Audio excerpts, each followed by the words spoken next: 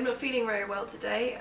I've actually come home from work early. I think the nurse was fed up of me sneezing on her patient. So I skipped last week, sorry about that. We're moving straight on to this week, which is in response to an Australian Instagram famous person called Essina, who quit social media last week. So this week we are discussing, is social media a bad thing? And obviously that question is immediately set up to fail because social media is not a monolith. We have to reframe that question. If there is an inherent problem with some area of social media, what area and what problems? The ones that Essina was facing were ones of authenticity. She often used her Instagram photos to sell products. She was sponsored.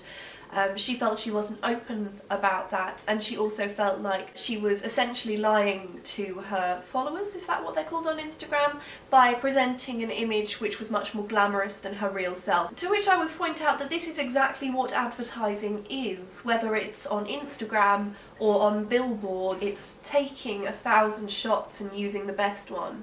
It's selling stuff and trying to do it in such a way that the audience doesn't notice or mind. It's not a problem just for social media, but I can understand that it is a problem on social media.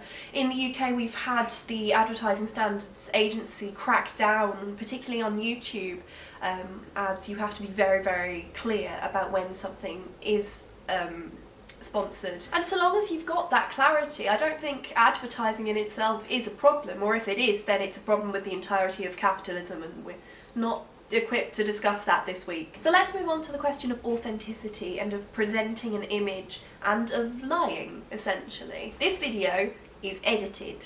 It hasn't got colour grading or filters or anything on it because I don't know how to do that, but it has got jump cuts. I've cut out all the times I've stumbled over my words. I've cut out times when I've started to say a sentence and realised it was problematic and stopped and started again. Does that make this video a lie? Does it make it unauthentic? I don't think it does. I think it's just me trying to present my best self and trying to present my best video. I don't think that makes the mistakes more honest than the finished version. In the same sense, if you take 50 selfies and then only post the last one, what makes that last photo any less real than the first 49? It's still a photo of yourself. You're just presenting your favourite one. And what's wrong with presenting your best image to the world if that's what you want to do? You know, people want to dress up nicely before they go out. If I want to smile at every patient that comes in the door, if I want to be polite and thank the bus driver for driving me somewhere, it doesn't matter that I'm feeling terrible today. I'm still going to make my best effort to do that. Is it honest? No, I feel like being horrible. Is it authentic? I don't even know what that means anymore. But it's a choice on my part to present my best image to the world, and I don't see how you can criticise me for that.